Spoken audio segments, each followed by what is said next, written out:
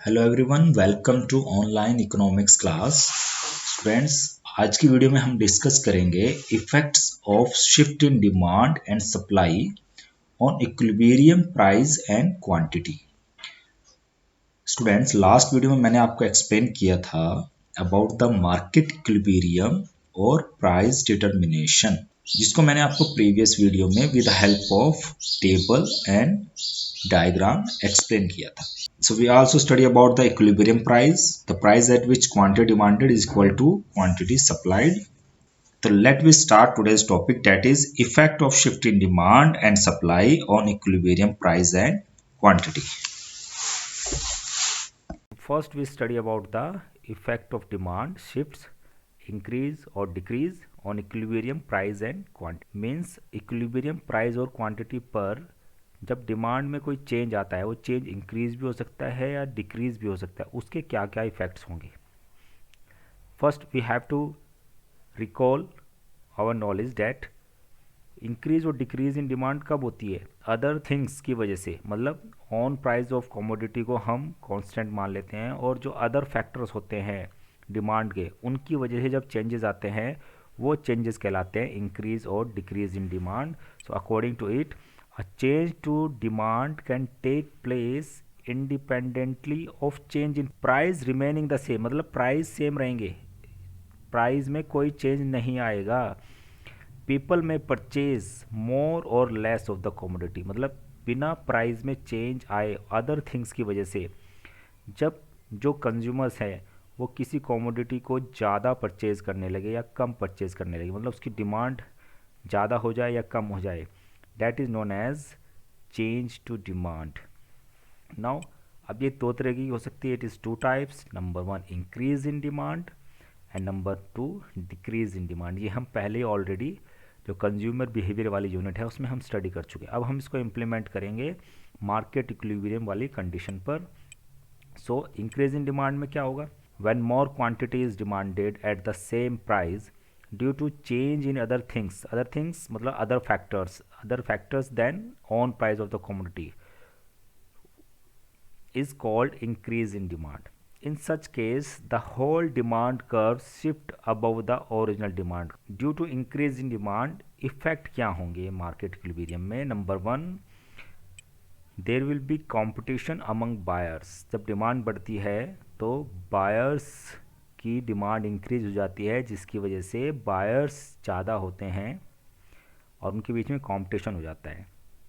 तो जब बायर्स के बीच में कंपटीशन होता है तो उसका रिजल्ट होता है प्राइजेज राइज हो जाते हैं, प्राइजेज इंक्रीज हो जाते हैं, और इस कंडीशन में एक्सपेंशन इन सप्लाई स्टार्ट्स और कंट्रैक्शन इन डिमांड स्टार्ट्स। इसको हम एक डायग्राम से समझ लेते हैं। सपोज कीजिए जो D1 है, it is the initial demand of any commodity, और जब इंक्रीज इन डिमांड हुआ उससे डिमांड कर्व जो है वो राइट वर्ड शिफ्ट हो गया। ठीक है, यहाँ पर हम इसे राइट वर्ड शिफ्ट भी कह सकते हैं।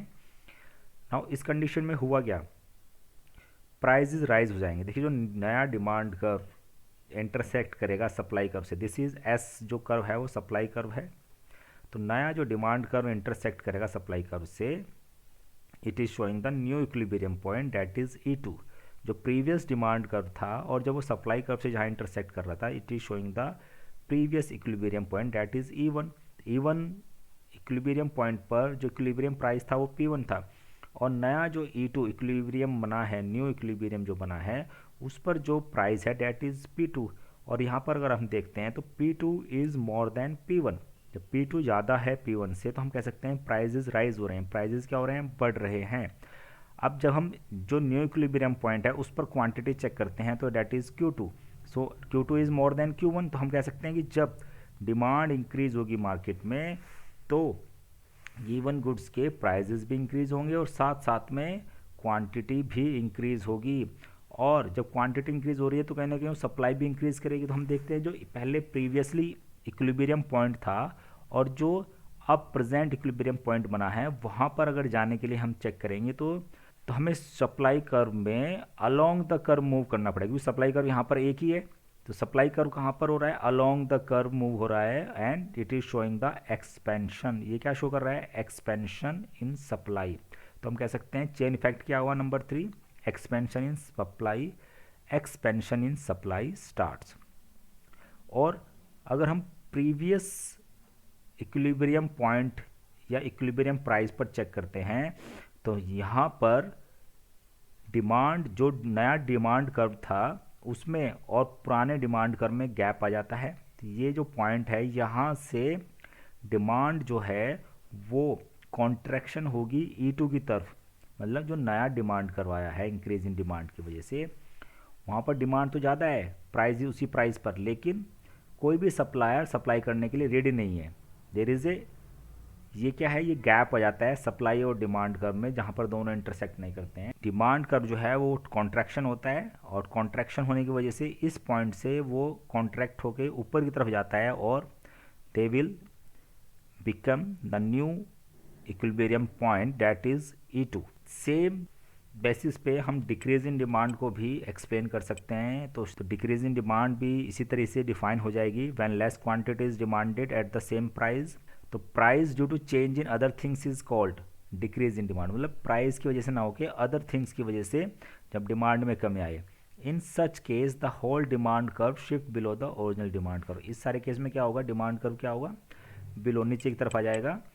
First let we explain the diagram. तो डायग्राम में क्या हुआ, ये डिमांड D1 जो है वो प्रीवियस डिमांड कर्व है और डिक्रीज इन डिमांड की वजह से बिलो, नीचे की तरफ शिफ्ट हो गया, या हम कह सकते हैं लेफ्टवर्ड शिफ्ट हो गया।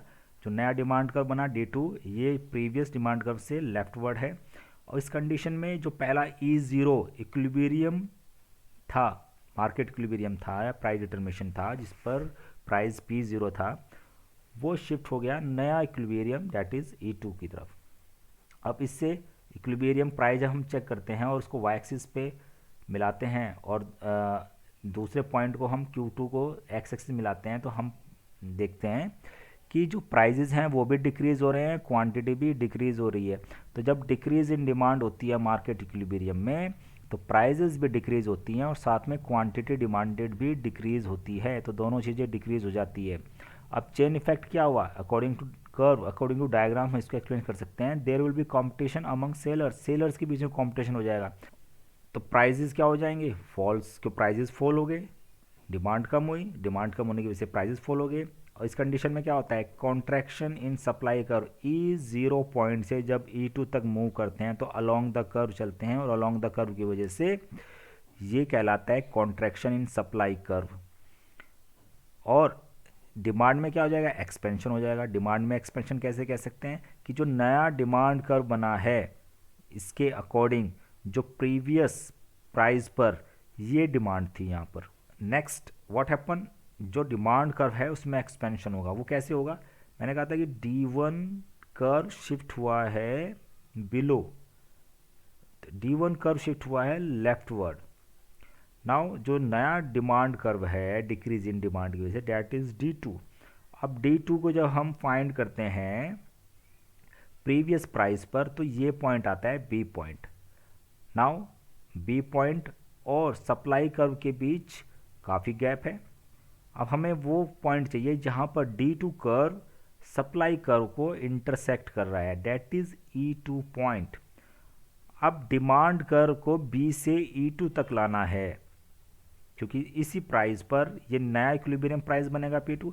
अब जब B से E2 तक चलते हैं तो डिमांड कर्व के ऊपर होता है एक्सपेंशन, हम जा रहे हैं लेफ्ट टू राइट, डाउनवर्ड की तरफ जा रहे हैं, और मूवमेंट अलोंग डिमांड कर्व ये कहलाएगी एक्सपेंशन। डिमांड कर्व के ऊपर B से E2 की तरफ एक्सपेंशन हुआ और सप्लाई कर्व पर E0 से E2 की तरफ कॉन्ट्रैक्शन हुआ। तो हमने कहा कॉन्ट्रैक्शन इन सप्लाई होती है और एक्सपेंशन इन डिमांड होता है। तो ये जो दो चेंजेस हमने पढ़े, इंक्रीज इन डिमांड और डिक्रीज इन डिमांड, इसमें हमने एज्यूम किया कि सप्लाई जो है वो सेम है, सप्लाई ना तो इंक्रीज हो रही है ना डिक्रीज हो रही है। हमने इन दोनों कॉन्सेप्ट में ही ये एज्यूम किया कि सप्लाई कांस्टेंट है और जो चेंज हो रहा है वो डिमांड में हो रहा है। पहले हमने इंक्रीज इन डिमांड पढ़ा और फिर हमने पढ़ा decrease in demand. So that's all for the today students, thank you, have a nice day.